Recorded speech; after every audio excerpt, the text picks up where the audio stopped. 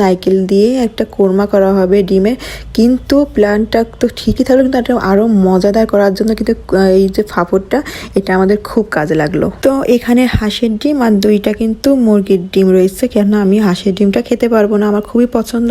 তো ওখানে একটু সামান্য একটু জিরা, একটু রসুন, একটু আদা, এটা পেস্ট করে রাখা হয়েছে। আর এই যে নারকেলটা, এটা কুড়ানোর পরে এই যে এটা গরম পানি দিয়ে খুব সুন্দরভাবে দুধ বের করে নেওয়া হলো। আজকে খুব হাঁসের ডিম দিয়ে একটা কোরমা রান্না করা হবে, কিন্তু আমি যেহেতু হাঁসের ডিমটা খাবো না, এজন্য আমার জন্য এটা আলাদাভাবে মুরগির ডিমটা এটা সুন্দর করে ভেজে নিল, এটা দিয়ে আমার জন্য করে দেবে। আসলে হাঁসের ডিমটা আমার ভীষণ পছন্দের, কিন্তু যেহেতু হাঁস যেহেতু খেতে পারবো না, তো ডিম খেয়ে কী লাভ, তাই না? একই তো কথা, হাঁস খেলাম না ডিম খেলাম, তো এই জন্য ডিমটাও আমি খাবো না।